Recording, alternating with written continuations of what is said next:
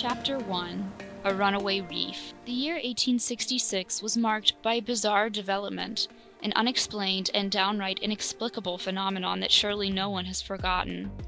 Without getting into those rumors that upset civilians in the seaports and deranged the public mind, even far inland, it must be said that professional seamen were especially alarmed.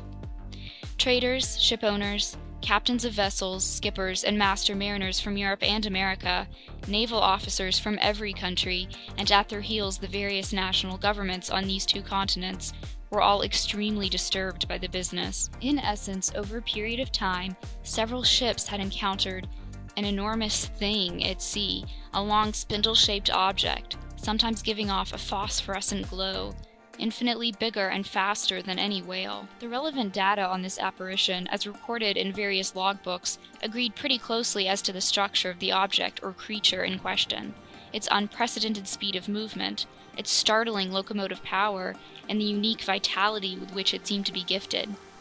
If it was a cetacean, it exceeded in bulk any whale previously classified by science.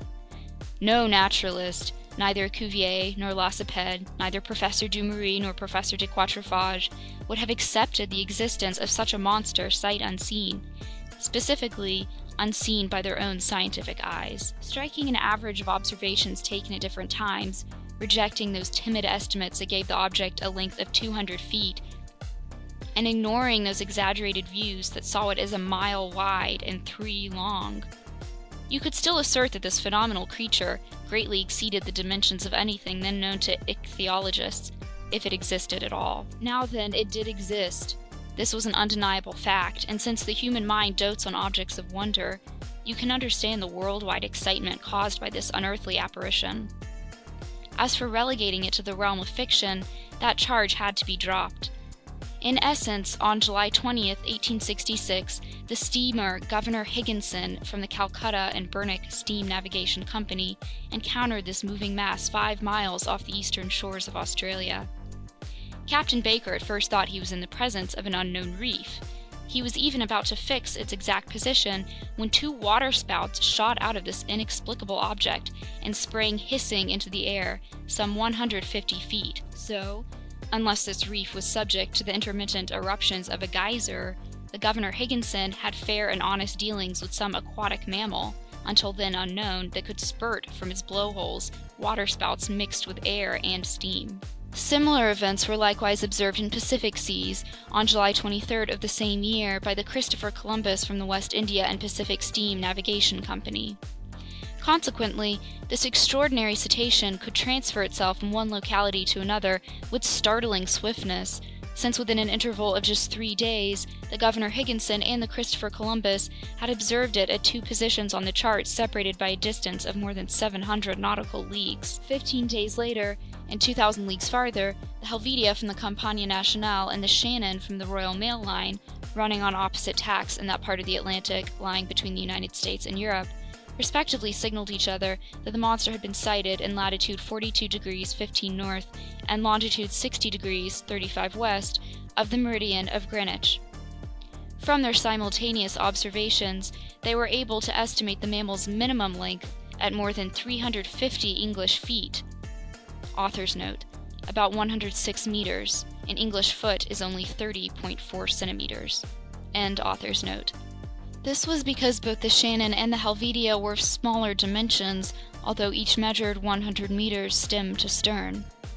Now then, the biggest whales, those rorqual whales that frequent the waterways of the Aleutian Islands, have never exceeded a length of 56 meters, if they reach even that. One after another, reports arrived that would profoundly affect public opinion.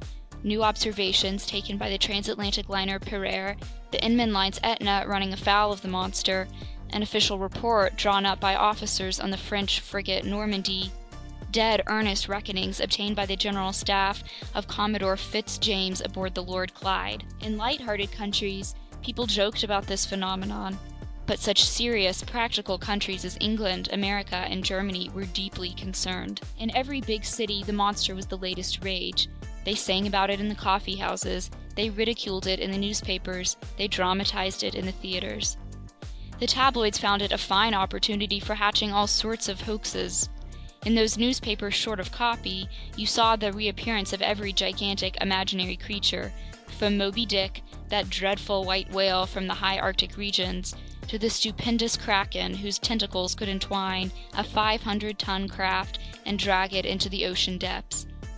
They even reprinted reports from ancient times, the views of Aristotle and Pliny accepting the existence of such monsters, then the Norwegian stories of Bishop Pontoppidan, the narratives of Paul Egede, and finally the reports of Captain Harrington, whose good faith is above suspicion, in which he claims he saw, while aboard the Castilian in 1857, one of those enormous serpents that until then had frequented only the seas of France's old extremist newspaper, The Constitutionalist. An interminable debate then broke out between believers and skeptics in the scholarly societies and scientific journals.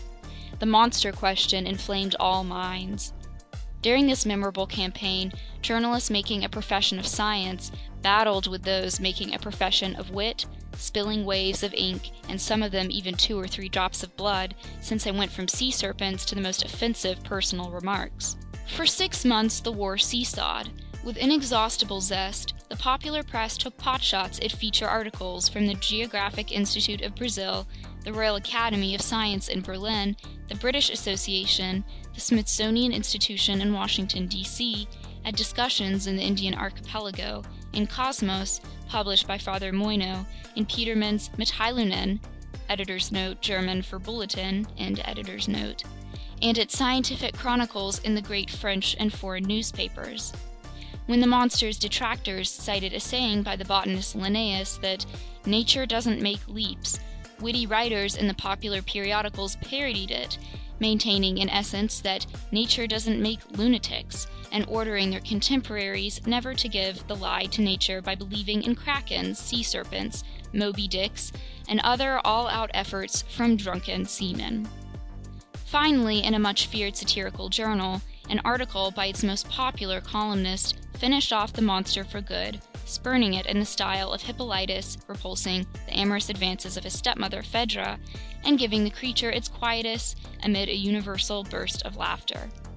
Wit had defeated science. During the first months of the year 1867, the question seemed to be buried, and it didn't seem due for resurrection when new facts were brought to the public's attention. But now it was no longer an issue of a scientific problem to be solved, but a quite real and serious danger to be avoided. The question took an entirely new turn. The monster again became an islet, rock, or reef, but a runaway reef, unfixed and elusive. On March 5th, 1867, the Moravian from the Montreal Ocean Company, lying during the night in latitude 27 degrees 30 and longitude 72 degrees 15, ran its starboard quarter afoul of a rock marked on no charts of those waterways. Under the combined efforts of wind and 400 horsepower steam, it was traveling at a speed of 13 knots. Without the high quality of its hull, the Moravian would surely have split open from this collision and gone down together with those 237 passengers it was bringing back from Canada. This accident happened around 5 o'clock in the morning, just as day was beginning to break. The officers on watch rushed to the craft's stern. They examined the ocean with most scrupulous care. They saw nothing except a strong eddy breaking 3 cable lengths out, as if those sheets of water had been violently churned. The site's exact bearings were taken, and the Moravian continued on course, apparently undamaged. Had it run afoul of an underwater rock, or the wreckage of some enormous derelict ship? They were unable to say, but when they examined its underside in the service yard, they discovered that part of its keel had been smashed. This occurrence, extremely serious in itself, might perhaps have been forgotten like so many others if 3 weeks later it hadn't been reenacted under identical conditions. Only thanks to the nationality of the ship victimized by this new ramming, and thanks to the reputation of the company to which this ship belonged, the event caused an immense uproar. No one is unaware of the name of that famous English shipowner, Cunard. In 1840, this shrewd industrialist founded a postal service between Liverpool and Halifax, featuring 3 wooden ships with 400 horsepower paddle wheels and a burden of 1,162 metric tons. 8 years later, the company's assets were increased by 4 650 horsepower ships at 1,820 metric tons, and in 2 more years by 2 other vessels of still greater power and tonnage. In 1853, the Cunard Company, whose mail-carrying charter had just been renewed, successfully added to its assets the Arabia, the Persia, the China, the Scotia, the Java, and the Russia, all ships of top speed, and after the Great Eastern, the biggest ever to plow the seas. So in 1867, this company owned 12 ships, 8 with paddle wheels and 4 with propellers. If I give these highly condensed details, it is so everyone can fully understand the importance of this maritime transportation company, known the world over for its shrewd management. No transoceanic navigation undertaking has been conducted with more ability. No business dealings have been crowned with greater success. In 26 years, Cunard ships have made 2,000 Atlantic crossings, without so much as a voyage canceled, a delay recorded, a man, a craft, or even a letter lost. Accordingly, despite strong competition from France, passengers still choose the Cunard line in preference to all others, as can be seen in a recent survey of official documents. Given this, no one will be astonished at the uproar provoked by this accident involving one of its finest steamers. On April 13, 1867, with a smooth sea and a moderate breeze, the Scotia lay in longitude 15 degrees 12 and latitude 45 degrees 37. It was traveling at a speed of 13.43 knots under the thrust of its 1,000 horsepower engines. Its paddle wheels were churning the sea with perfect steadiness. It was then drawing 6.7 meters of water and displacing 6,624 cubic meters. At 4:17 in the afternoon, during a high tea for passengers gathered in the main lounge, a collision occurred, scarcely noticeable on the whole, affecting the Scotia's hull in that quarter a little astern of its port paddle wheel. The Scotia hadn't run afoul of something. It had been fouled, and by a cutting or perforating instrument rather than a blunt one. This encounter seemed so minor that nobody on board would have been disturbed by it, had it not been for the shouts of crewmen in the hold, who climbed on deck yelling, "We're sinking! We're sinking!" At first the passengers were quite frightened, but Captain Anderson hastened to reassure them. In fact, there could be no immediate danger. Divided into 7 compartments by watertight bulkheads, the Scotia could brave any leak with impunity. Captain Anderson immediately made his way into the hold. He discovered that the 5th compartment had been invaded by the sea, and the speed of this invasion proved that the leak was considerable. Fortunately, this compartment didn't contain the boilers, because their furnaces would have been abruptly extinguished. Captain Anderson called an immediate halt, and one of his sailors dived down to assess the damage. Within moments, they had located a hole 2 meters in width on the steamer's underside. Such a leak could not be patched, and with its paddle wheels half swamped, the Scotia had no choice but to continue its voyage. By then it lay 300 miles from Cape Clear, and after 3 days of delay that filled Liverpool with acute anxiety, it entered the company docks. The engineers then proceeded to inspect the Scotia, which had been put in a dry dock. They couldn't believe their eyes.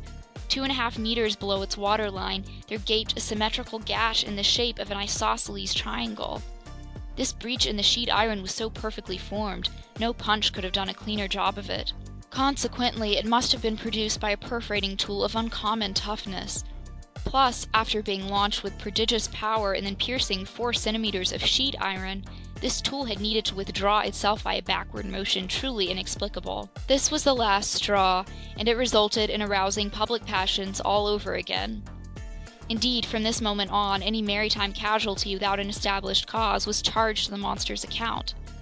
This outrageous animal had to shoulder responsibility for all derelict vessels, whose numbers are unfortunately considerable, since out of those 3,000 ships, whose losses are recorded annually at the Marine Insurance Bureau, the figure for steam or sailing ships supposedly lost with all hands, in the absence of any news, amounts to at least 200. Now then, justly or unjustly, it was the monster who stood accused of their disappearance, and since, thanks to it, travel between the various continents had become more and more dangerous, the public spoke up and demanded straight out that, at all costs, the seas must be purged of this fearsome cetacean. End of Chapter 1. 20,000 Leagues Under the Sea by Jules Verne. Translated by F.P. Walter. Chapter 2. The Pros and Cons. During the period in which these developments were occurring, I had returned from a scientific undertaking organized to explore the Nebraska Badlands in the United States. In my capacity as assistant professor at the Paris Museum of Natural History, I had been attached to this expedition by the French government. After spending 6 months in Nebraska, I arrived in New York laden with valuable collections near the end of March. My departure for France was set for early May. In the meantime, then, I was busy classifying my mineralogical, botanical, and zoological treasures when that incident took place with the Scotia.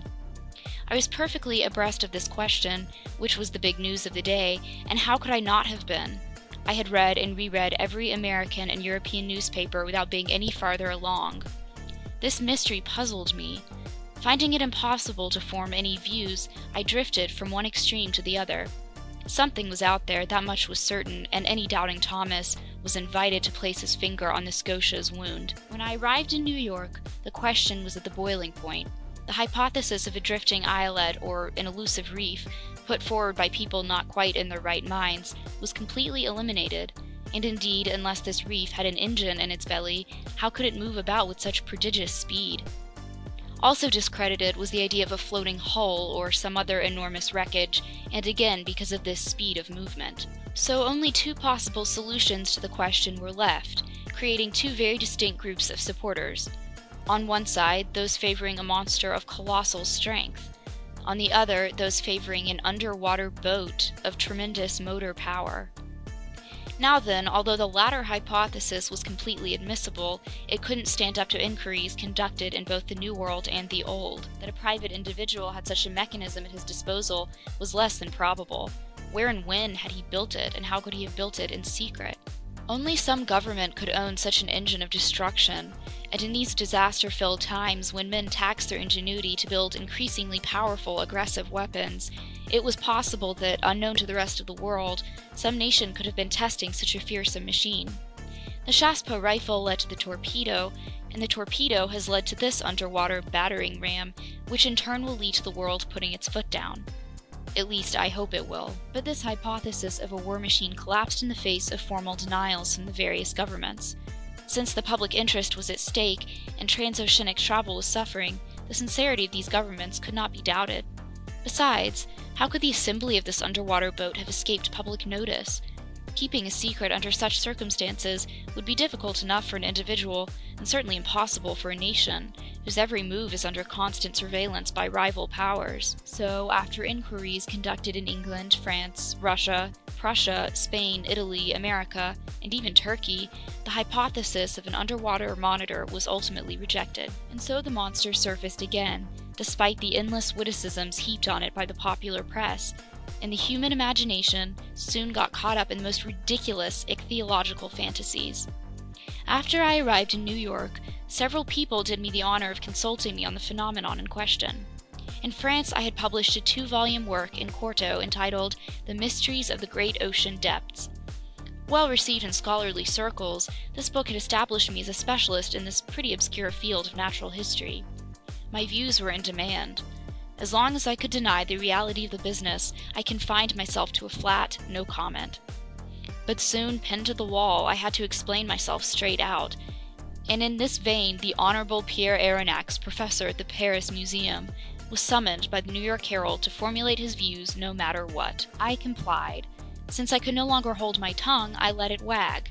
I discussed the question in its every aspect, both political and scientific, and this is an excerpt from the well-padded article I published in the issue of April 30th. Therefore, I wrote, after examining these different hypotheses one by one, we are forced, every other supposition having been refuted, to accept the existence of an extremely powerful marine animal. The deepest parts of the ocean are totally unknown to us. No soundings have been able to reach them. What goes on in those distant depths? What creatures inhabit or could inhabit those regions 12 or 15 miles beneath the surface of the water? What is the constitution of these animals? It's almost beyond conjecture. However, the solution to this problem submitted to me can take the form of a choice between two alternatives. Either we know every variety of creature populating our planet, or we do not. If we do not know every one of them, if nature still keeps ichthyological secrets from us, nothing is more admissible than to accept the existence of fish, or cetaceans of new species, or even new genera, animals with a basically cast-iron constitution that inhabit strata beyond the reach of our soundings, and which some development or other, an urge or a whim if you prefer, can bring to the upper level of the ocean for long intervals. If, on the other hand, we do know every living species, we must look for the animal in question among those marine creatures already catalogued, and in this event, I would be inclined to accept the existence of a giant narwhal. The common narwhal, or sea unicorn, often reaches a length of 60 feet. Increase its dimensions 5-fold or even 10-fold, then give this cetacean a strength in proportion to its size, while enlarging its offensive weapons, and you have the animal we're looking for. It would have the proportions determined by the officers of the Shannon, the instrument needed to perforate the Scotia, and the power to pierce a steamer's hull. In essence, the narwhal is armed with a sort of ivory sword or lance, as certain naturalists have expressed it. It's a king-sized tooth as hard as steel. Some of these teeth have been found buried in the bodies of baleen whales, which the narwhal attacks with invariable success. Others have been wrenched, not without difficulty, from the underside of vessels that narwhals have pierced clean through, as a gimlet pierces a wine barrel. The museum at the Faculty of Medicine in Paris owns one of these tusks, with a length of 2.25 meters and a width at its base of 48 centimeters. Alright then. Imagine this weapon to be 10 times stronger and the animal 10 times more powerful. Launch it at a speed of 20 miles per hour, multiply its mass times its velocity, and you get just the collision we need to cause the specified catastrophe. So until information becomes more abundant, I plump for a sea unicorn of colossal dimensions. No longer armed with a mere lance, but with an actual spur, like ironclad frigates or those warships called rams, whose mass and motor power it would possess simultaneously. This inexplicable phenomenon is thus explained away, unless it's something else entirely, which, despite everything that has been cited, studied, explored, and experienced, is still possible. These last words were cowardly of me, but as far as I could, I wanted to protect my professional dignity, and not lay myself open to laughter from the Americans who, when they do laugh raucously. I had left myself a loophole, yet deep down I had accepted the existence of the monster. My article was hotly debated, causing a fine old uproar. It rallied a number of supporters. Moreover, the solution it proposed allowed for free play of the imagination. The human mind enjoys impressive visions of unearthly creatures. Now then, the sea is precisely their best medium, the only setting suitable for breeding and growing of such giants, next to which such land animals as elephants or rhinoceroses are mere dwarves. The liquid masses support the largest known species of mammals and perhaps conceal mollusks of incomparable size, or crustaceans too frightful to contemplate, such as 100-meter lobsters, or crabs weighing 200 metric tons. Why not? Formerly, in prehistoric days, land animals, quadrupeds, apes, reptiles, birds, were built on a gigantic scale. Our Creator cast them using a colossal mold that time has gradually made smaller. With its untold depths, couldn't the sea keep alive such huge specimens of life from another age? This sea that never changes while the land masses undergo almost continuous alteration? Couldn't the heart of the ocean hide the last remaining varieties of these titanic species, for whom years are centuries, and centuries millennia? But I mustn't let these fantasies run away with me. Enough of these fairy tales that time has changed for me into harsh realities. I repeat, opinion had crystallized as to the nature of this phenomenon, and the public accepted without argument the existence of a prodigious creature that had nothing in common with the fabled sea serpent. Yet, if some saw it purely as a scientific problem to be solved, more practical people, especially in America and England, were determined to purge the ocean of this daunting monster, to ensure the safety of transoceanic travel. The industrial and commercial newspapers dealt with the question chiefly from this viewpoint. The Shipping and Mercantile Gazette, the Lloyd's List, France's Packet Book and Maritime and Colonial Review, all the rags devoted to insurance companies who threatened to raise their premium rates, were unanimous on this point. Public opinion being pronounced, the states of the Union were the first in the field. In New York, preparations were underway for an expedition designed to chase this narwhal. A high-speed frigate, the Abraham Lincoln, was fitted out for putting to sea as soon as possible. The naval arsenals were unlocked for Commander Farragut, who pressed energetically forward with the arming of his frigate. But, as it always happens, just when a decision had been made to chase the monster put in no further appearances. For 2 months nobody heard a word about it. Not a single ship encountered it. Apparently the unicorn had gotten wise to these plots being woven around it. People were constantly babbling about the creature, even via the Atlantic cable. Accordingly, the wags claimed that this slippery rascal had waylaid some passing telegram and was making the most of it. So the frigate was equipped for a far-off voyage and armed with fearsome fishing gear, but nobody knew where to steer it. And impatience grew until, on June 2nd, word came that the Tampico, a steamer on the San Francisco line, sailing from California to Shanghai, had sighted the animal again, 3 weeks before in the northerly seas of the Pacific. This news caused intense excitement. Not even a 24-hour breather was granted to Commander Farragut. His provisions were loaded on board. His coal bunkers were overflowing. Not a crewman was missing from his post. To cast off, he needed only to fire and stoke his furnaces. Half a day's delay would have been unforgivable, but Commander Farragut wanted nothing more than to go forth.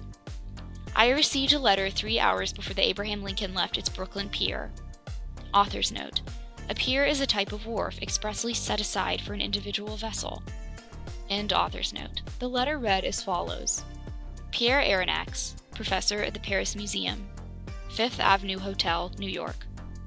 Sir, if you would like to join the expedition on the Abraham Lincoln, the government of the Union will be pleased to regard you as France's representative in this undertaking. Commander Farragut has a cabin at your disposal. Very cordially yours, J.B. Hobson, Secretary of the Navy. End of Chapter 2. Chapter 3. As Master Wishes. 3 seconds before the arrival of J.B. Hobson's letter, I no more dreamed of chasing the unicorn than of trying for the Northwest Passage. 3 seconds after reading this letter from the Honorable Secretary of the Navy, I understood at last that my true vocation, my sole purpose in life, was to hunt down this disturbing monster and rid the world of it. Even so, I had just returned from an arduous journey, exhausted and badly needing a rest. I wanted nothing more than to see my country again, my friends, my modest quarters by the botanical gardens, my dearly beloved collections. But now nothing could hold me back. I forgot everything else, and without another thought of exhaustion, friends, or collections, I accepted the American government's offer.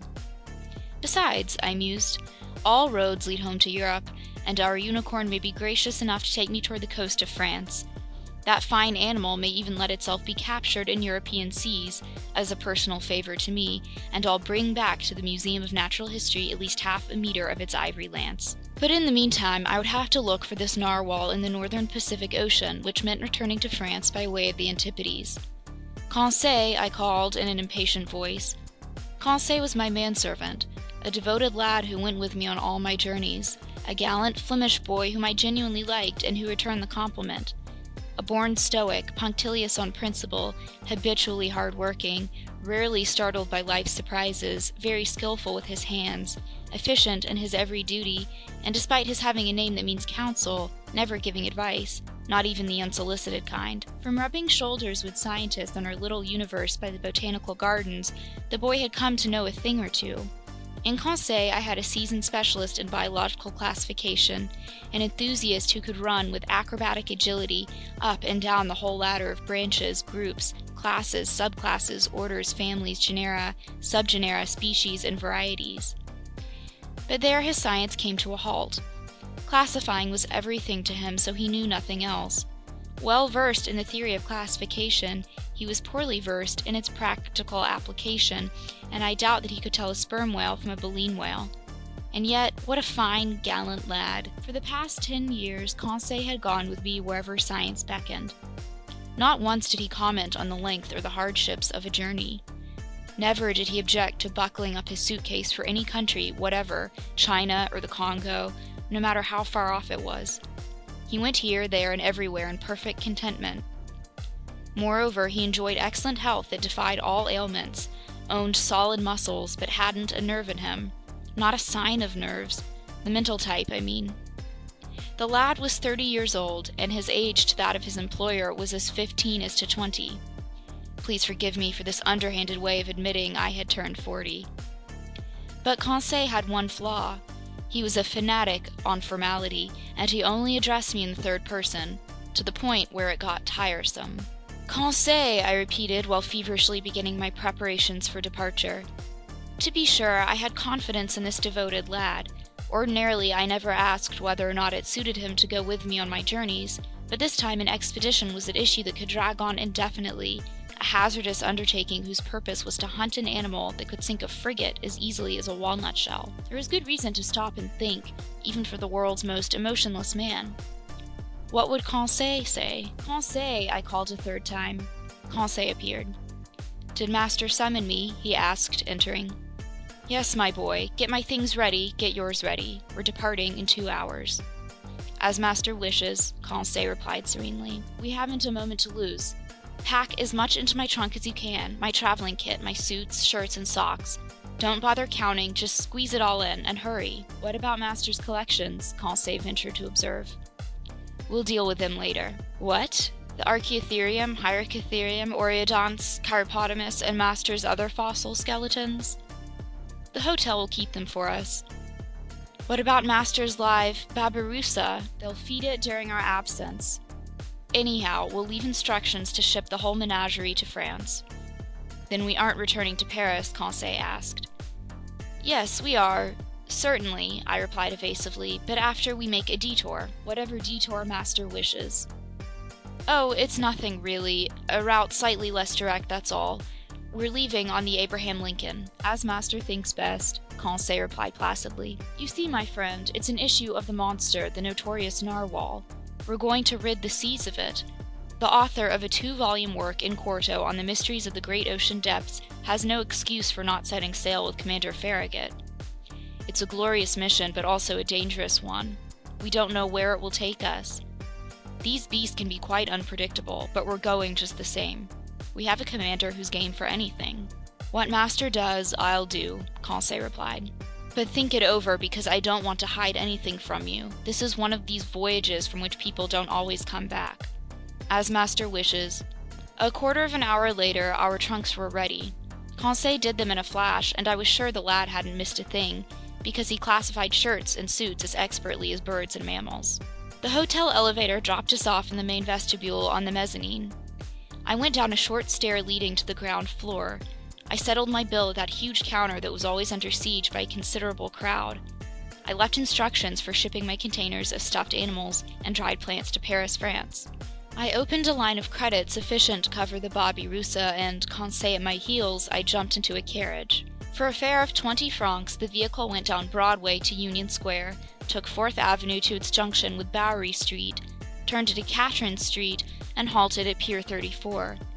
There the Catherine ferry transferred men, horses, and carriage to Brooklyn, that great New York annex located on the left bank of the East River, and in a few minutes we arrived at the wharf next to which the Abraham Lincoln was vomiting torrents of black smoke from its 2 funnels. Our baggage was immediately carried to the deck of the frigate.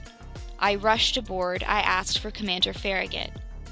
One of the sailors led me to the afterdeck, where I stood in the presence of a smart-looking officer who extended his hand to me. Professor Pierre Aronnax? He said to me. The same, I replied. Commander Farragut?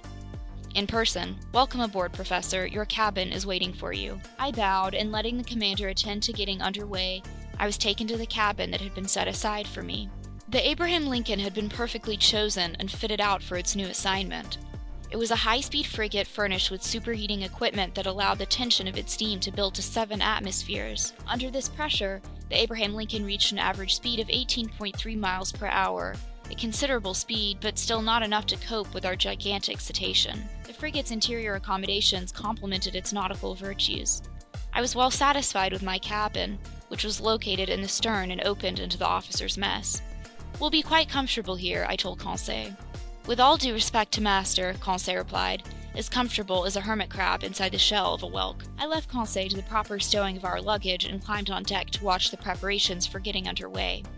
Just then, Commander Farragut was giving orders to cast off the last moorings holding the Abraham Lincoln to its Brooklyn pier, and so if I'd been delayed by a quarter of an hour or even less, the frigate would have gone without me, and I would have missed out on this unearthly, extraordinary, and inconceivable expedition, whose true story might well meet with some skepticism. But Commander Farragut didn't want to waste a single day, or even a single hour, in making for those seas where the animal had just been sighted.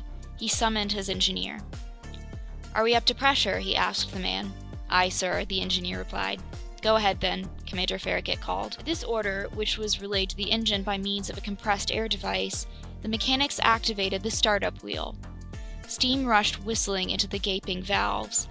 Long horizontal pistons groaned and pushed the tie rods of the drive shaft.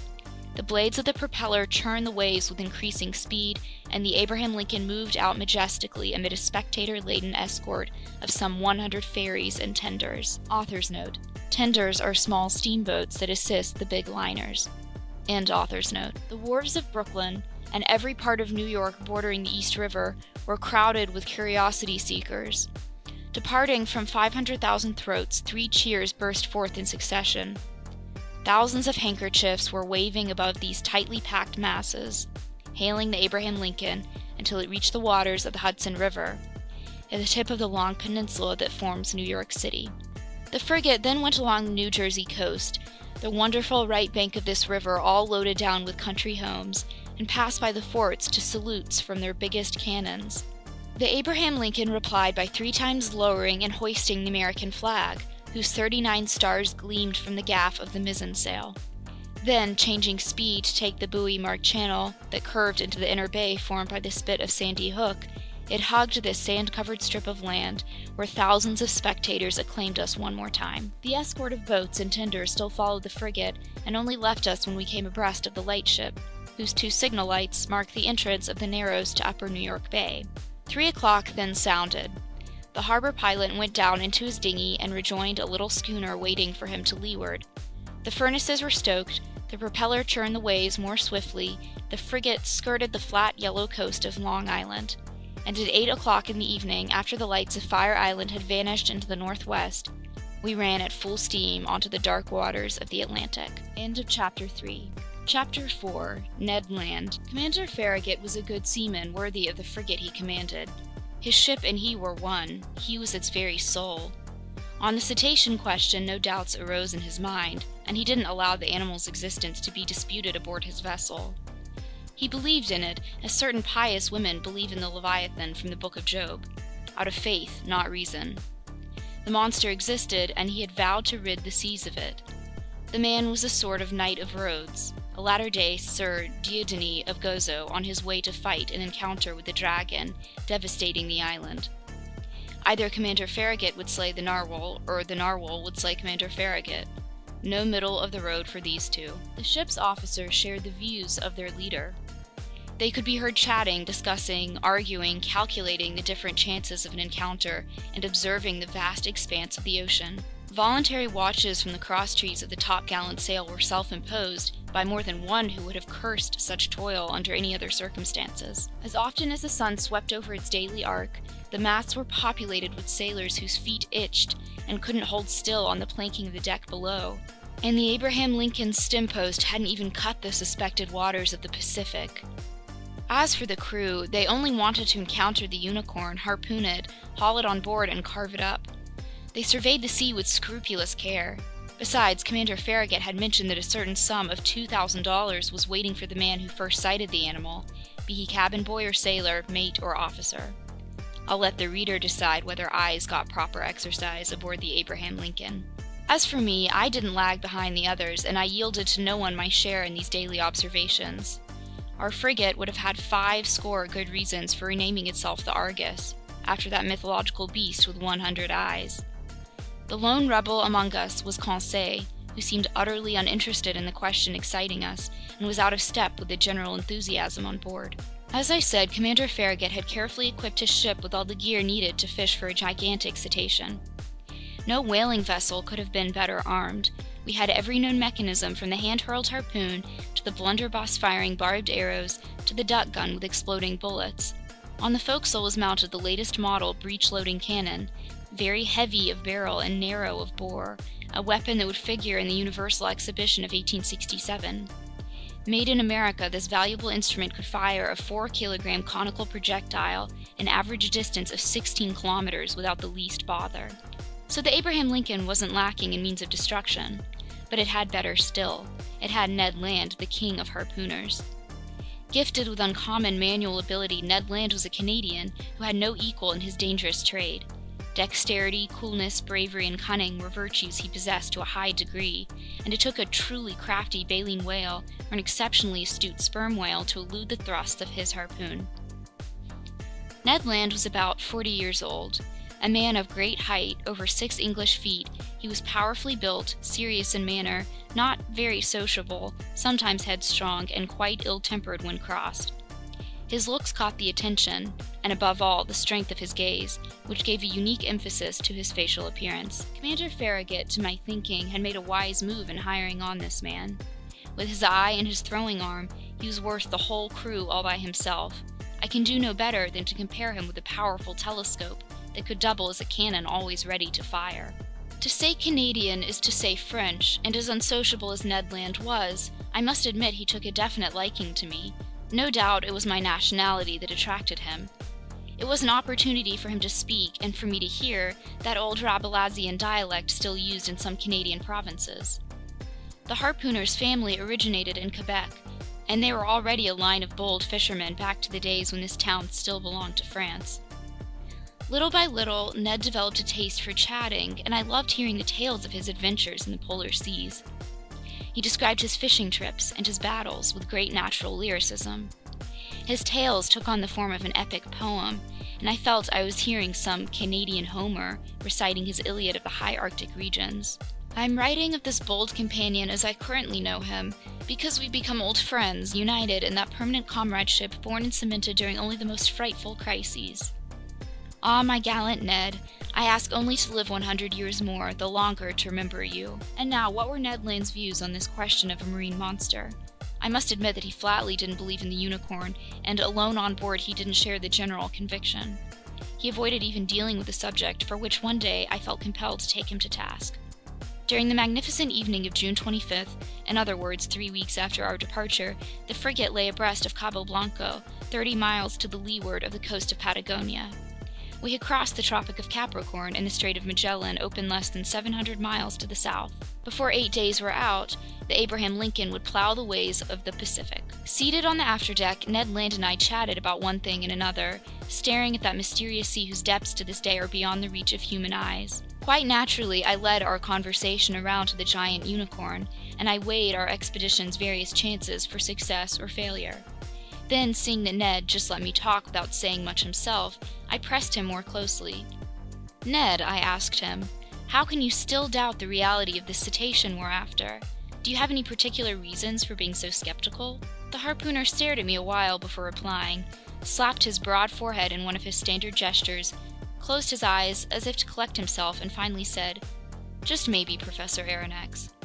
"But Ned, you're a professional whaler, a man familiar with all the great marine mammals. Your mind should easily accept this hypothesis of an enormous cetacean, and you ought to be the last one to doubt it under these circumstances." "That's just where you're mistaken, Professor," Ned replied.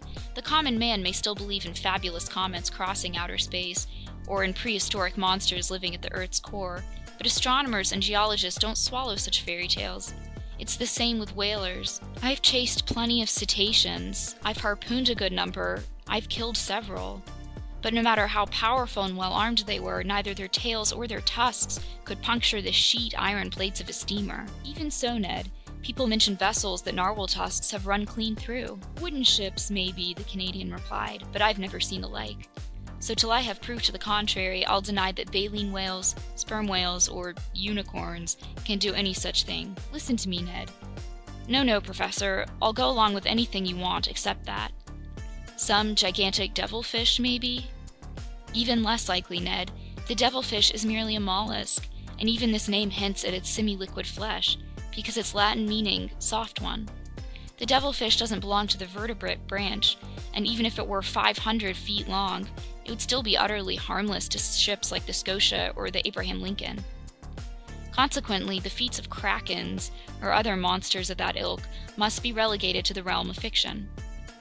"So, Mr. Naturalist," Ned Land continued in a bantering tone, "you'll just keep on believing the existence of some enormous cetacean." "Yes, Ned, I repeat it with a conviction backed by factual logic. I believe in the existence of a mammal with a powerful constitution, belonging to the vertebrate branch like baleen whales, sperm whales, or dolphins, and armed with a tusk made of horn that has tremendous penetrating power." "Humph," the harpooner put in, shaking his head with the attitude of a man who doesn't want to be convinced. "Note well, my fine Canadian," I went on, "if such an animal exists, if it lives deep in the ocean, If it frequents the liquid strata located miles beneath the surface of the water, it needs to have a constitution so solid it defies all comparison. And why this powerful constitution? Ned asked. Because it takes incalculable strength just to live in those deep strata and withstand their pressure. Oh really? Ned said, tipping me a wink. Oh really, and I can prove it to you with a few simple figures. Bosh, Ned replied. You can make figures do anything you want. In business, Ned, but not in mathematics. Listen to me. Let's accept that the pressure of one atmosphere is represented by the pressure of a column of water, 32 feet high. In reality, such a column of water wouldn't be quite so high because here we're dealing with salt water, which is denser than fresh water. Well then, when you dive under the waves, Ned, for every 32 feet of water above you, your body is tolerating the pressure of one more atmosphere. In other words, 1 more kilogram per square centimeter on your body's surface. So it follows that at 320 feet down, this pressure is equal to 10 atmospheres, to 100 atmospheres at 3,200 feet, and to 1,000 atmospheres at 32,000 feet. That is, at about 2.5 vertical leagues down, which is tantamount to saying that if you could reach such a depth in the ocean, each square centimeter on your body's surface would be experiencing 1,000 kilograms of pressure. Now, my gallant Ned, do you know how many square centimeters you have on your bodily surface? I haven't the foggiest notion, Professor Aronnax. About 17,000. As many as that? Yes, and since the atmosphere's pressure actually weighs slightly more than 1 kilogram per square centimeter, your 17,000 square centimeters are tolerating 17,568 kilograms at this very moment. Without my noticing it? Without your noticing it. And if you aren't crushed by so much pressure, it's because the air penetrates the interior of your body with equal pressure. When the inside and outside pressures are in perfect balance, they neutralize each other and allow you to tolerate them without discomfort. But in the water, it's another story. Yes, I see, Ned replied, growing more interested, because the water surrounds me but doesn't penetrate me. Precisely, Ned. So at 32 feet beneath the surface of the sea, you'll undergo a pressure of 17,568 kilograms. At 320 feet, or 10 times greater pressure, it's 175,680 kilograms. At 3,200 feet, or 100 times greater pressure, it's 1,756,800 kilograms. Finally, at 32,000 feet, or 1,000 times greater pressure, it's 17,568,000 kilograms. In other words, you'd be squashed as flat as if you'd just been yanked from between the plates of a hydraulic press. Fire and brimstone, Ned put in. All right then, my fine harpooner, if vertebrates several hundred meters long and proportionate in bulk live at such depths, their surface areas make up millions of square centimeters, and the pressure they undergo must be assessed in billions of kilograms. Calculate then how much resistance of bone structure and strength of constitution they need in order to withstand such pressures. They'd need to be manufactured, Ned Land replied, from sheet iron plates 8 inches thick, like ironclad frigates. Right, Ned, and then picture the damage such a mass could inflict if it were launched with the speed of an express train against a ship's hull. Yes, indeed, maybe, the Canadian replied, staggered by these figures, but still not willing to give in. Well, have I convinced you? You've convinced me of one thing, Mr. Naturalist, that deep in the sea, such animals would need to be just as strong as you say, if they exist. But if they don't exist, my stubborn harpooner, how do you explain the accident that happened to the Scotia? It's maybe, Ned said, hesitating. Go on. Because it just couldn't be true, the Canadian replied, unconsciously echoing a famous catchphrase of the scientist Arago. But this reply proved nothing other than how bullheaded the harpooner could be. That day I pressed him no further. The Scotia's accident was undeniable. Its hole was real enough that it had to be plugged up, and I don't think a hole's existence can be more emphatically proven. Now then, this hole didn't make itself, and since it hadn't resulted from underwater rocks or underwater machines, it must have been caused by the perforating tool of some animal. Now, for all the reasons put forward to this point, I believed that this animal was a member of the branch Vertebrata, class Mammalia, group Pisciforma, and finally, order Cetacea. As for the family in which it would be placed, baleen whale, sperm whale, or dolphin, the genus to which it belonged, and the species in which it would find its proper home, these questions had to be left for later. To answer them called for dissecting this unknown monster. To dissect it called for catching it. To catch it called for harpooning it, which was Ned Land's business. To harpoon it called for sighting it, which was the crew's business, and to sight it called for encountering it, which was a chancy business. End of Chapter 4. Chapter 5. At Random. For some while, the voyage of the Abraham Lincoln was marked by no incident. But one circumstance arose that displayed Ned Land's marvelous skills and showed just how much confidence we could place in him. Off the Falkland Islands on June 30th, the frigate came in contact with a fleet of American whalers, and we learned that they hadn't seen the narwhal.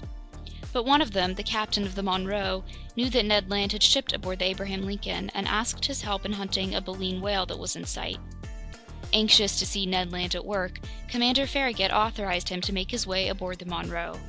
And the Canadian had such good luck that with a right and left shot, he harpooned not one whale, but two, striking the first straight to the heart and catching the other after a few minutes' chase. Assuredly, if the monster ever had to deal with Ned Land's harpoon, I wouldn't bet on the monster. The frigate sailed along the east coast of South America with prodigious speed. By July 3rd, we were at the entrance to the Strait of Magellan, abreast of Cabo de las Virgenes. But Commander Farragut was unwilling to attempt this tortuous passageway, and maneuvered instead to double Cape Horn.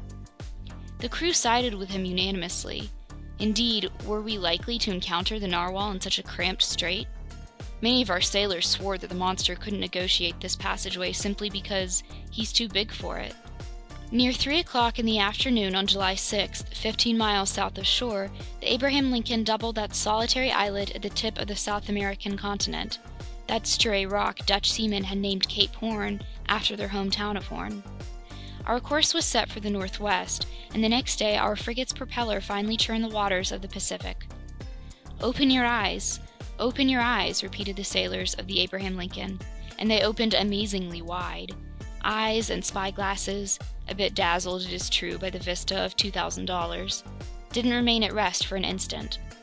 Day and night we observed the surface of the ocean, and those with nyctalopic eyes, whose ability to see in the dark increased their chances by 50%, had an excellent shot at winning the prize. As for me, I was hardly drawn by the lure of money, and yet was far from the least attentive on board. Snatching only a few minutes for meals, and a few hours for sleep, come rain or come shine, I no longer left the ship's deck. Sometimes bending over the forecastle railings, sometimes leaning against the stern rail, I eagerly scoured that cotton-colored wake that whitened the ocean as far as the eye could see.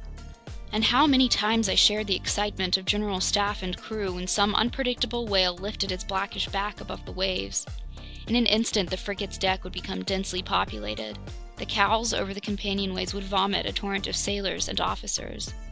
With panting chests and anxious eyes, we each would observe the cetacean's movements. I stared until I nearly went blind from a worn-out retina, while Conseil, as stoic as ever, kept repeating to me in a calm tone, "If Master's eyes would kindly stop bulging, Master will see farther." But what a waste of energy!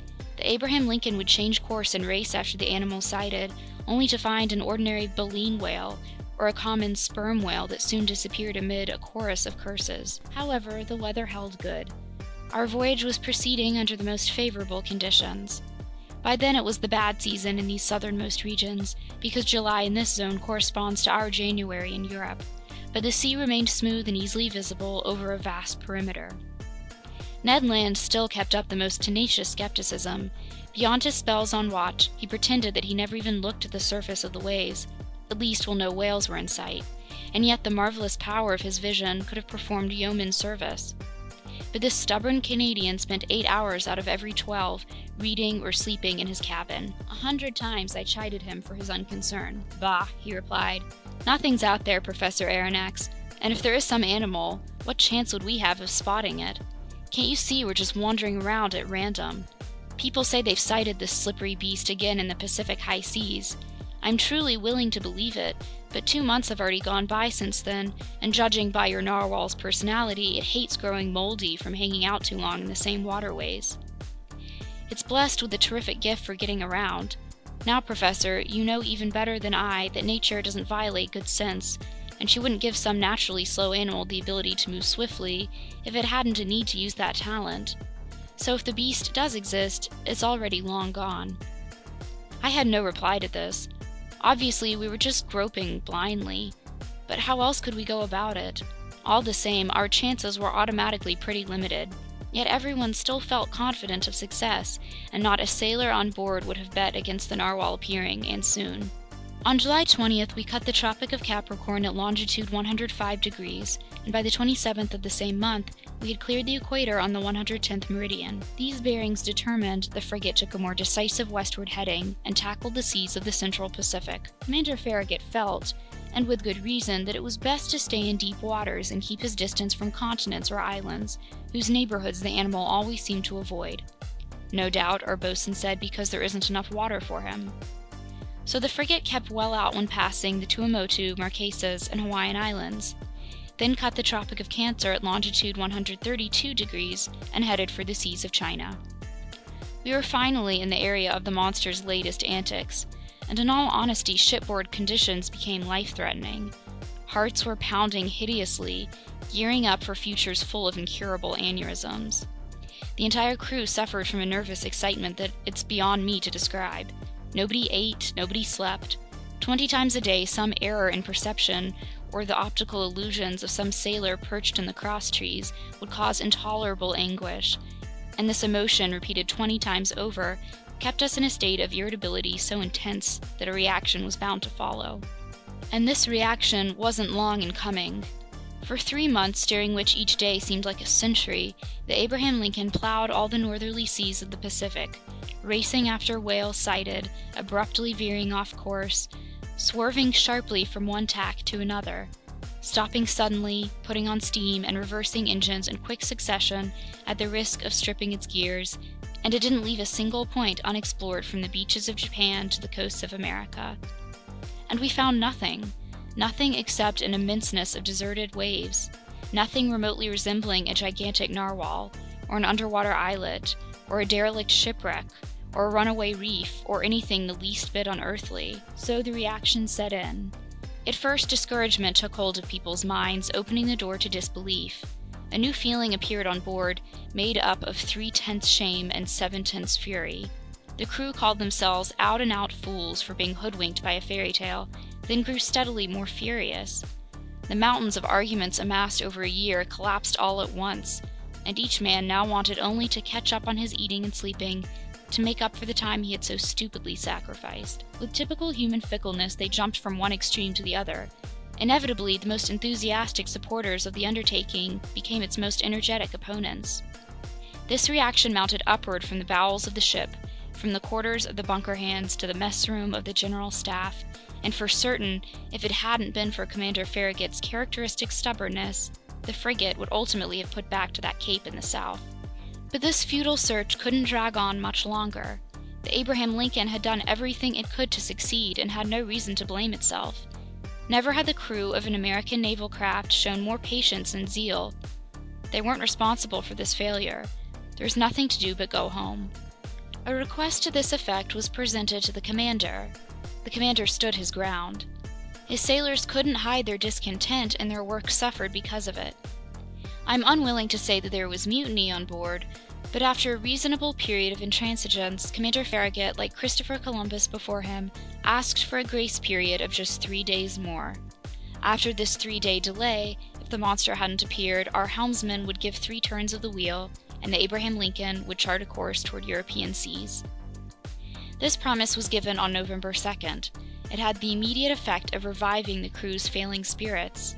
The ocean was observed with renewed care. Each man wanted one last look with which to sum up his experience.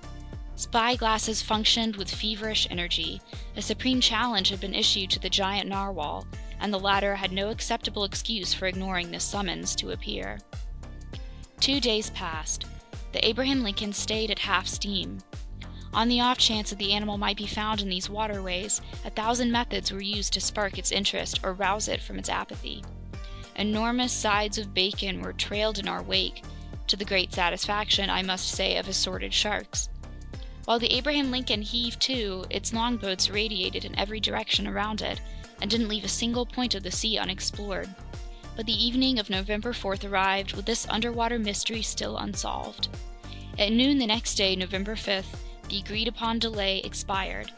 After a position fix true to his promise, Commander Farragut would have to set his course for the southeast and leave the northerly regions of the Pacific decisively behind. By then the frigate lay in latitude 31 degrees 15 north and longitude 136 degrees 42 east. The shores of Japan were less than 200 miles to our leeward. Night was coming on. 8 o'clock had just struck. Huge clouds covered the moon's disk, then in its first quarter. The sea undulated placidly beneath the frigate's stem post. Just then I was in the bow, leaning over the starboard rail. Conseil, stationed beside me, stared straight ahead. Roosting in the shrouds, the crew examined the horizon, which shrank and darkened little by little.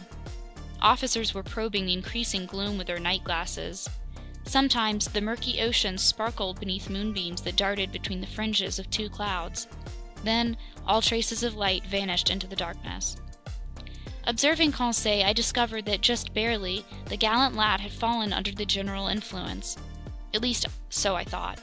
Perhaps his nerves were twitching with curiosity for the first time in history. "Come on, Conseil," I told him. "Here's your last chance to pocket that $2,000. "If master will permit my saying so," Conseil replied. "I never expected to win that prize, and the Union government could have promised $100,000 and been none the poorer."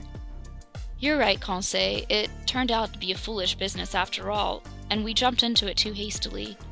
What a waste of time! What a futile expense of emotion! 6 months ago we could have been back in France." "In master's little apartment," Conseil answered. "In master's museum. And by now I would have classified master's fossils.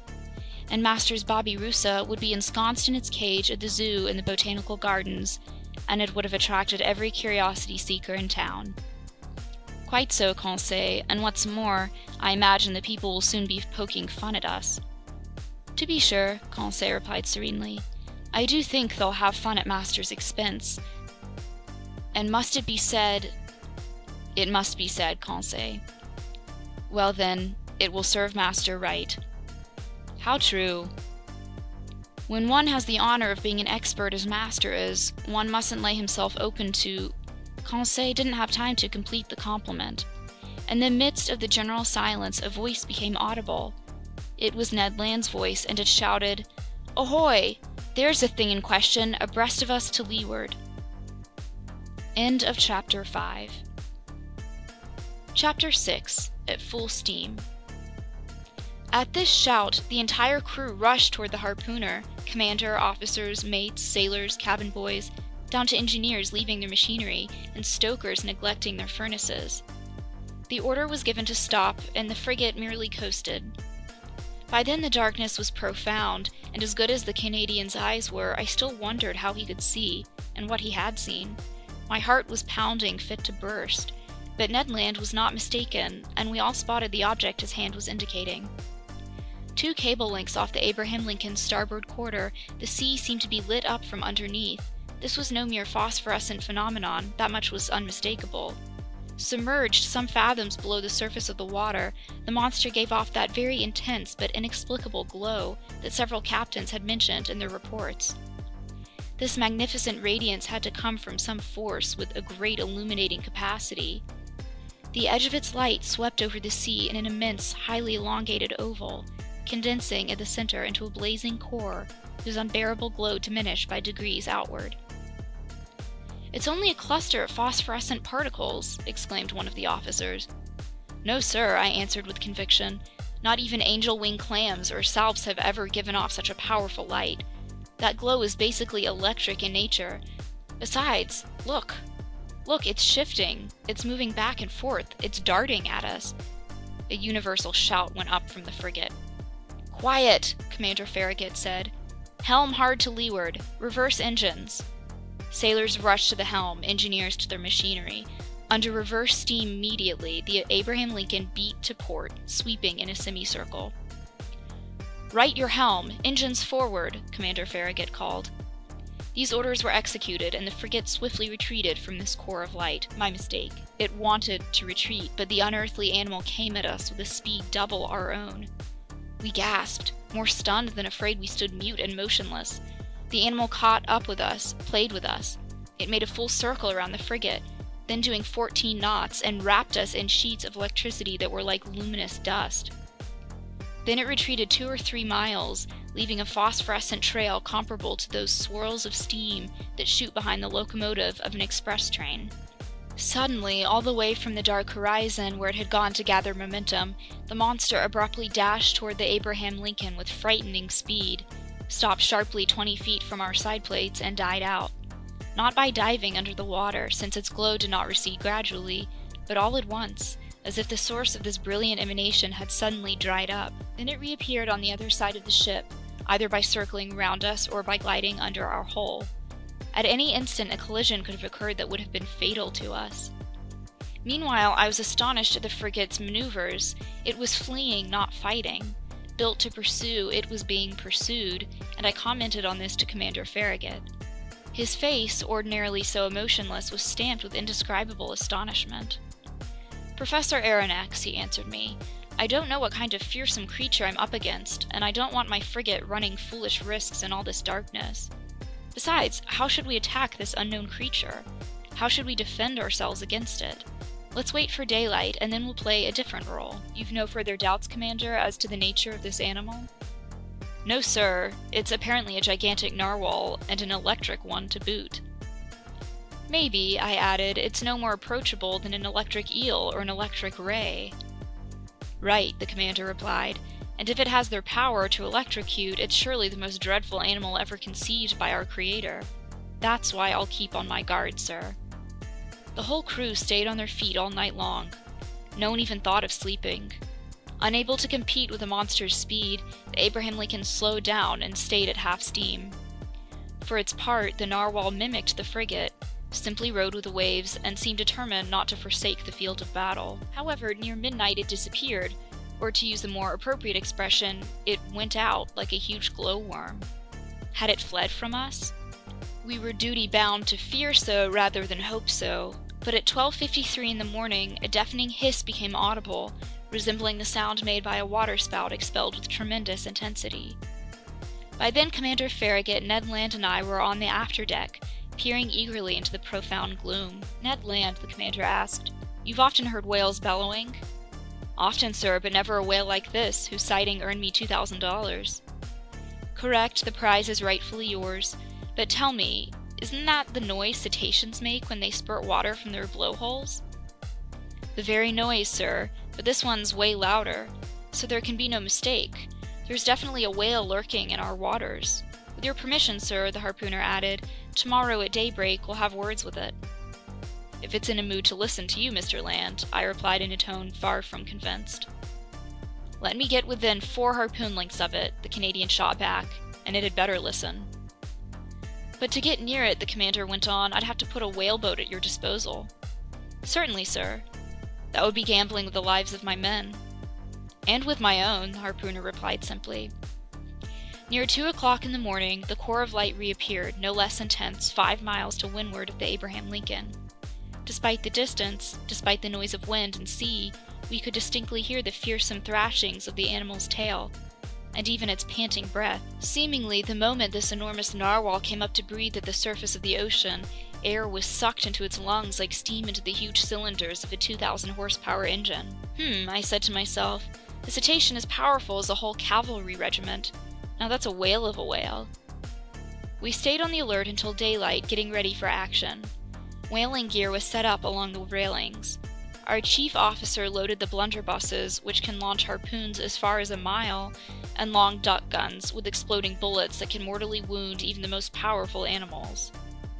Ned Land was content to sharpen his harpoon, a dreadful weapon in his hands. At 6 o'clock, day began to break, and with the dawn's early light, the narwhal's electric glow disappeared. At 7 o'clock, the day was well along, but a very dense morning mist shrank the horizon, and our best spyglasses were unable to pierce it. The outcome, disappointment and anger. I hoisted myself up to the crosstrees of the mizzen sail. Some officers were already perched on the mastheads. At 8 o'clock, the mist rolled ponderously over the waves, and its huge curls were lifting little by little. The horizon grew wider and clearer all at once. Suddenly, just as on the previous evening, Ned Land's voice was audible. "There's the thing in question, astern to port," the harpooner shouted. Every eye looked toward the point indicated. There, a mile and a half from the frigate, a long blackish body emerged a meter above the waves. Quivering violently, its tail was creating a considerable eddy. Never had caudal equipment thrashed the sea with such power. An immense wake of glowing whiteness marked the animal's track, sweeping in a long curve. Our frigate drew nearer to the cetacean. I examined it with a completely open mind. Those reports from the Shannon and the Helvetia had slightly exaggerated its dimensions, and I put its length at only 250 feet. Its girth was more difficult to judge, but all in all, the animal seemed to be wonderfully proportioned in all three dimensions. While I was observing this phenomenal creature, 2 jets of steam and water sprang from its blowholes and rose to an altitude of 40 meters, which settled for me its mode of breathing. From this, I finally concluded that it belonged to the branch Vertebrata, class Mammalia, subclass Monodelphia, group Pisciforma, order Cetacea, family... But here I couldn't make up my mind. The order Cetacea consists of 3 families: baleen whales, sperm whales, dolphins, and it's in this last group that narwhals are placed. Each of these families is divided into several genera, each genus into species, each species into varieties. So I was still missing variety, species, genus, and family, but no doubt I would complete my classifying with the aid of Heaven and Commander Farragut. The crew were waiting impatiently for orders from their leader. The latter, after carefully observing the animal, called for his engineer. The engineer raced over. "Sir," the commander said, "are you up to pressure?" "Aye, sir," the engineer replied. "Fine. Stoke your furnaces and clap on full steam." 3 cheers greeted this order. The hour of battle had sounded. A few moments later, the frigate's 2 funnels vomited torrents of black smoke, and its deck quaked from the trembling of its boilers. Driven forward by its powerful propeller, the Abraham Lincoln headed straight for the animal. Unconcerned, the latter let us come within half a cable length. Then, not bothering to dive, it got up a little speed, retreated, and was content to keep its distance. This chase dragged on for about 3/4 of an hour, without the frigate gaining 2 fathoms on the cetacean. At this rate, it was obvious that we would never catch up with it. Infuriated, Commander Farragut kept twisting the thick tuft of hair that flourished below his chin. "Ned Land," he called. The Canadian reported at once. "Well, Mr. Land," the commander asked, "do you still advise putting my longboats to sea?" "No, sir," Ned Land replied, "because that beast won't be caught against its will." "Then what should we do?" "Stoke up more steam, sir, if you can. As for me, with your permission, I'll go perch on the bobstays under the bowsprit, and if we can get within a harpoon length, I'll harpoon the brute." "Go to it, Ned," Commander Farragut replied. "Engineer," he called, "keep the pressure mounting." Ned Land made his way to his post. The furnaces were urged into greater activity. Our propeller did 43 revolutions per minute, and steam shot from the valves. Heaving the log, we verified that the Abraham Lincoln was going at the rate of 18.5 miles per hour. But that damned animal also did a speed of 18.5. For the next hour, our frigate kept up this pace without gaining a fathom. This was humiliating for one of the fastest racers in the American Navy. The crew were working up into a blind rage. Sailor after sailor heaved insults at the monster, which couldn't be bothered with answering back. Commander Farragut was no longer content simply to twist his goatee. He chewed on it. The engineer was summoned once again. "You're up to maximum pressure?" the commander asked him. "Aye, sir," the engineer replied. "And your valves are charged to 6.5 atmospheres. Charge them to 10 atmospheres. A typical American order if I ever heard one.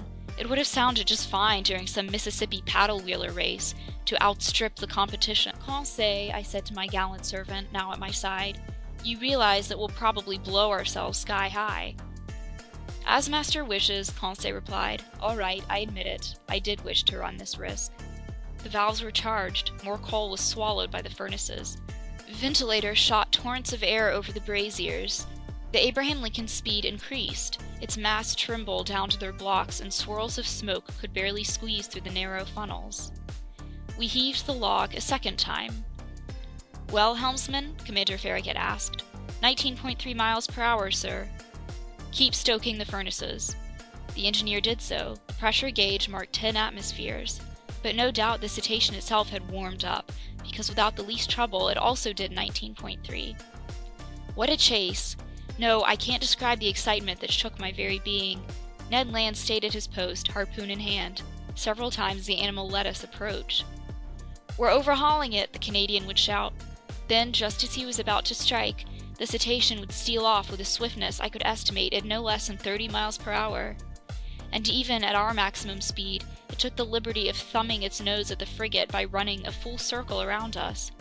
A howl of fury burst from every throat. By noon we were no farther along than at 8 o'clock in the morning. Commander Farragut then decided to use more direct methods. "Bah," he said, "so that animal is faster than the Abraham Lincoln.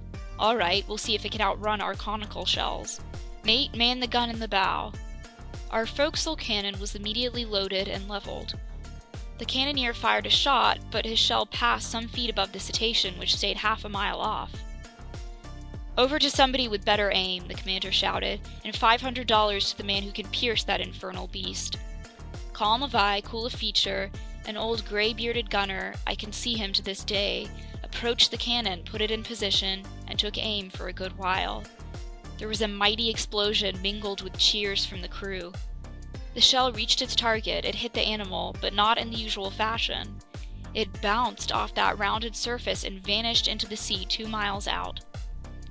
"Oh, drat," said the old gunner in his anger. "That rascal must be covered with 6-inch armor plate." "Curse the beast," Commander Farragut shouted.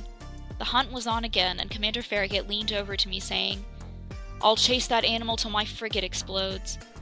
"Yes," I replied, "and nobody would blame you." We could still hope that the animal would tire out and not be as insensitive to exhaustion as our steam engines. But no such luck. Hour after hour went by without it showing the least sign of weariness. However, to the Abraham Lincoln's credit, it must be said that we struggled on with tireless persistence. I estimate that we covered a distance of at least 500 kilometers during this ill-fated day of November 6th. But night fell and wrapped the surging ocean in its shadows. By then I thought our expedition had come to an end, that we would never see this fantastic animal again. I was mistaken. At 10:50 in the evening, that electric light reappeared 3 miles to windward of the frigate, just as clear and intense as the night before. The narwhal seemed motionless. Was it asleep perhaps, weary from its workday, just riding with the waves?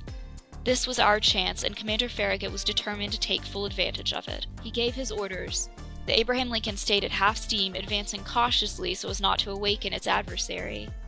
In mid-ocean, it's not unusual to encounter whales so sound asleep they can successfully be attacked, and Ned Land had harpooned more than one in its slumber. The Canadian went to resume his post on the bobstays under the bowsprit. The frigate approached without making a sound, stopped 2 cable lengths from the animal, and coasted.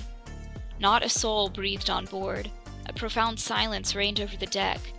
We were not 100 feet from the blazing core of light, whose glow grew stronger and dazzled the eyes.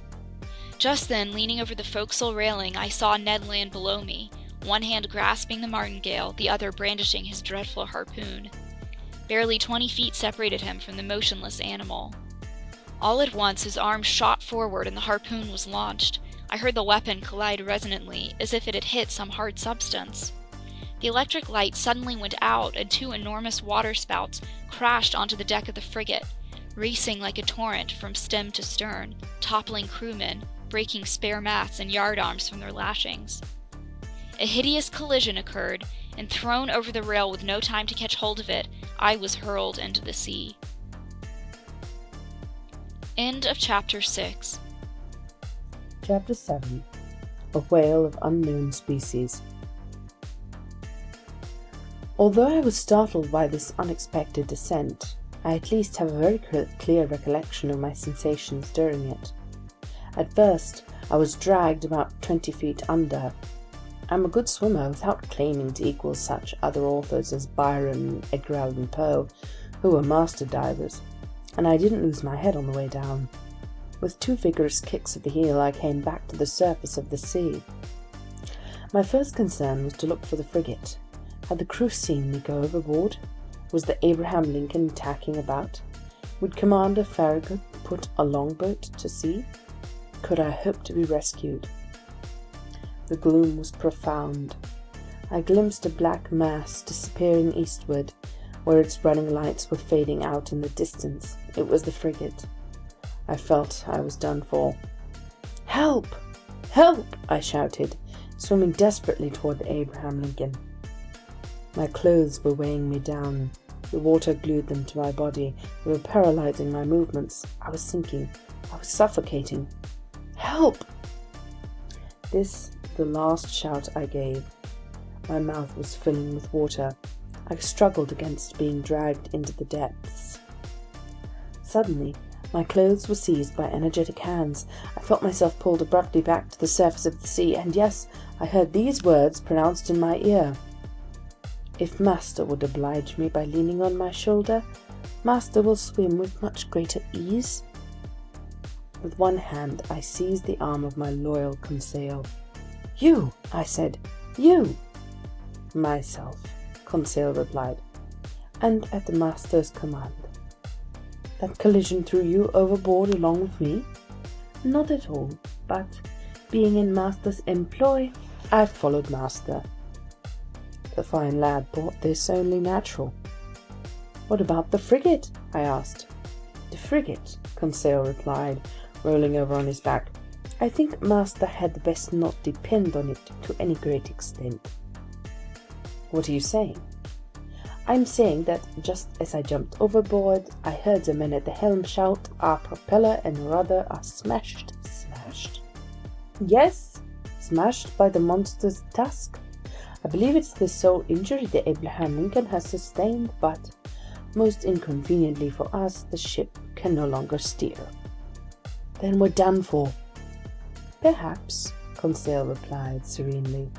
"However, we still have a few hours before us, and in a few hours one can do a great many things." Conseil's unflappable composure cheered me up. I swam more vigorously, but, hampered by clothes that were as restricting as a cloak made of lead, I was managing with only the greatest difficulty. Conseil noticed as much. "Master will allow me to make an incision," he said. And he slipped an open clasp knife under my clothes, slitting them from top to bottom with one swift stroke. And he briskly undressed me while I swam for us both. I then did Conseil the same favour, and we continued to navigate side by side. But our circumstances were no less dreadful. Perhaps they hadn't seen us go overboard, and even if they had, the frigate, being undone by its rudder, couldn't return to leeward after us, so we could count only on its longboats. Conseil had coolly reasoned out this hypothesis and laid his plans accordingly. An amazing character, this boy. In mid-ocean, this stoic lad seemed right at home. So, having concluded that our sole chance for salvation lay in being picked up by the Abraham Lincoln's longboats, we had to take steps to wait for them as long as possible. Consequently, I decided to divide our energies, so we wouldn't both be worn out at the same time, and this was the arrangement. While one of us lay on his back, staying motionless with arms crossed and legs outstretched, the other would swim and propel his partner forward. This towing role was to last no longer than 10 minutes, and by relieving each other in this way we could stay afloat for hours, perhaps even until daybreak. Slim chance, but hope springs eternal in the human breast. Besides, there were two of us. Lastly, I can vouch, as improbable as it seems, that even if I had wanted to destroy all my illusions, even if I had been willing to give in to despair, I could not have done so. The cetacean had rammed our frigate at about 11 o'clock in the evening. I therefore calculated on 8 hours of swimming until sunrise. A strenuous task, but feasible thanks to our relieving each other. The sea was pretty smooth and barely tired us. Sometimes I tried to peer through the dense gloom, which was broken only by the phosphorescent flickers coming from our movements. I stared at the luminous ripples breaking over my hands, shimmering sheets spattered with blotches of bluish grey. It seemed as if we'd plunged into a pool of quicksilver. Near 1 o'clock in the morning, I was overcome with tremendous exhaustion. My limbs stiffened in the grip of intense cramps. Conseil had to keep me going, and attending to our self-preservation became his sole responsibility. I soon heard the poor lad gasping.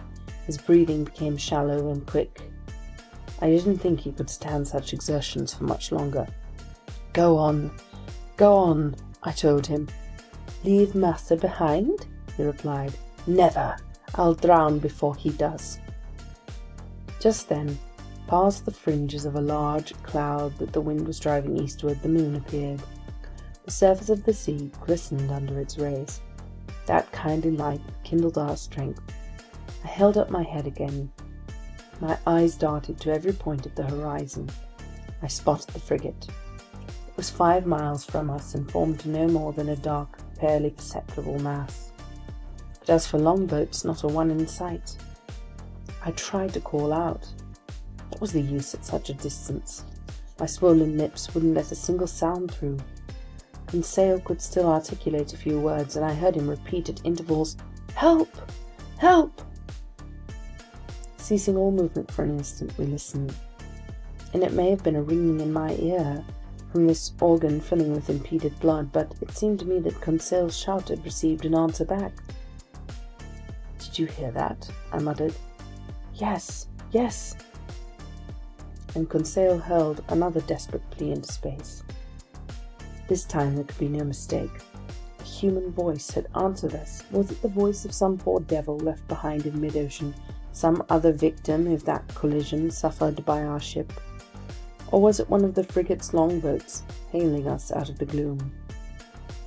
Conseil made one final effort, and bracing his hands on my shoulders, while I offered resistance with one supreme exertion, he raised himself half out of the water and fell back exhausted. "What did you see?" "I saw," he muttered.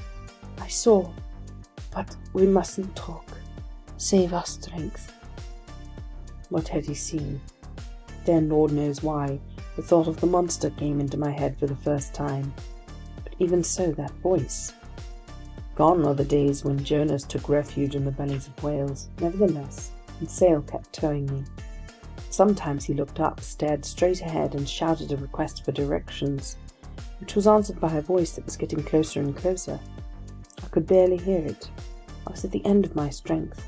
My fingers gave out. My hands were no help to me.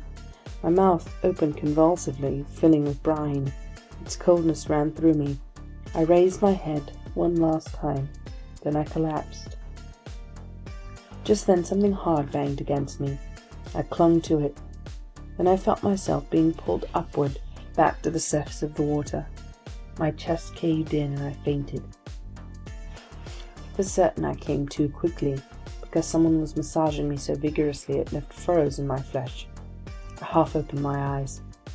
"Conseil," I muttered. "Did master ring for me?" Conseil replied. Just then, in the last light of a moon settling on the horizon, I spotted a face that wasn't Conseil's, but which I recognized at once. "Ned!"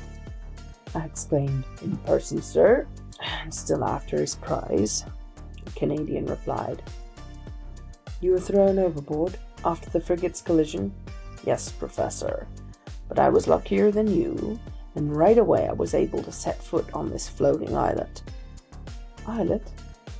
"Or, in other words, on our gigantic narwhale." "Explain yourself, Ned."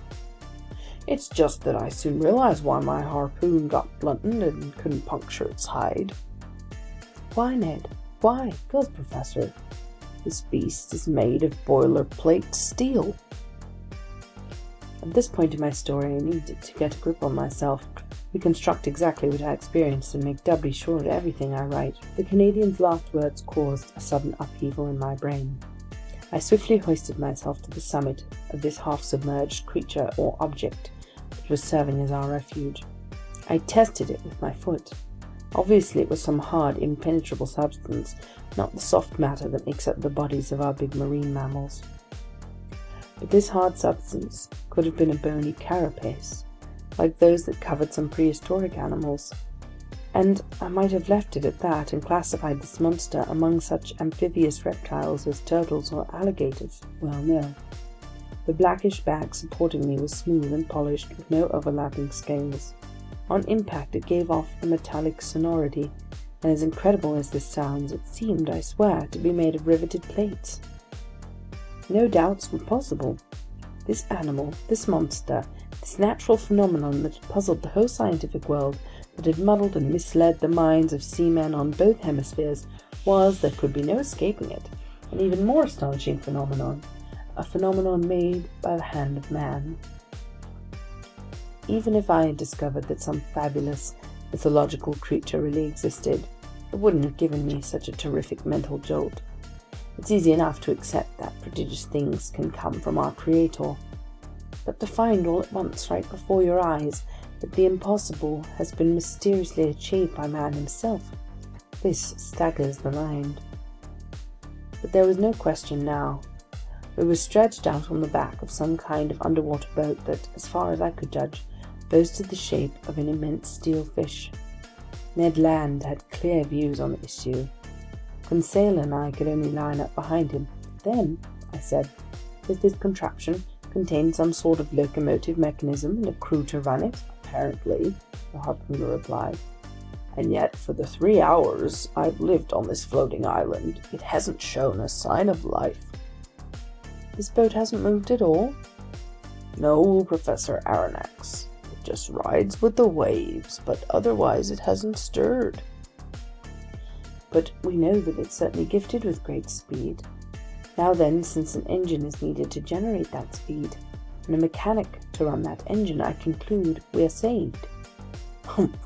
Ned Land put in, his tone denoting reservations. Just then, as if to take my side in the argument, a bubbling began astern of this strange submersible, whose drive mechanism was obviously a propeller, and the boat started to move. We barely had time to hang on to it topside, which emerged about 80 centimeters above water. Fortunately, its speed was not excessive. "So long as it navigates horizontally," Ned Land muttered, "I've no complaints, but if it gets the urge to dive, I wouldn't give $2 for my hide." The Canadian might have quoted a much lower price. So it was imperative to make contact with whatever beings were confined inside the plating of this machine. I searched its surface for an opening or hatchet, a manhole, to use the official term. But the lines of rivets had been firmly driven into the sheet iron joins, and were straight and uniform. Moreover, the moon then disappeared and left us in profound darkness. We had to wait for daylight to find some way of getting inside this underwater boat, so our salvation lay totally in the hands of the mysterious helmsman steering this submersible, and if it made a dive, we were done for. But aside from this occurring, I didn't doubt the possibility of our making contact with them. In fact, if they didn't produce their own air, they inevitably had to make periodic visits to the surface of the ocean to replenish their oxygen supply. Hence the need for some opening that put the boat's interior in contact with the atmosphere. As for any hope of being rescued by Commander Farragut, that had to be renounced completely. We were being swept westward, and I estimate that our comparatively moderate speed reached 12 miles per hour. The propeller churned the waves with mathematical regularity, sometimes emerging above the surface and throwing phosphorescent spray to great heights. Nearly 4 o'clock in the morning, the submersible picked up speed. We could barely cope with this dizzying rush, and the waves battered us at close range. Fortunately, Ned's hands came across a big mooring ring fastened to the top side of this sheet iron back, and we all held on for dear life. Finally, this long night was over. My imperfect memories won't let me recall my every impression of it. A single detail comes back to me. Several times, during various lulls of wind and sea, I thought I heard indistinct sounds, a sort of elusive harmony produced by distant musical chords. What was the secret behind this underwater navigating, whose explanation the whole world had sought in vain? What beings lived inside this strange boat? What mechanical force allowed it to move about with such prodigious speed? Daylight appeared. The morning mists surrounded us, but they soon broke up. I was about to proceed with a careful examination of the hull, whose topside formed a sort of horizontal platform, when I felt it sinking little by little. "Oh, damnation!" Ned Land shouted, stamping his foot on the resident sheet iron. "Open up there, you antisocial navigators!" It was difficult to make yourself heard above the deafening beats of the propeller. Fortunately, this submerging movement stopped. From inside the boat, there suddenly came noises of iron fastenings pushed roughly aside. One of the steel plates flew up, a man appeared, gave a bizarre yell, and instantly disappeared. A few moments later, 8 strapping fellows appeared silently, their faces like masks, and dragged us down into their fearsome machine. End of chapter 7.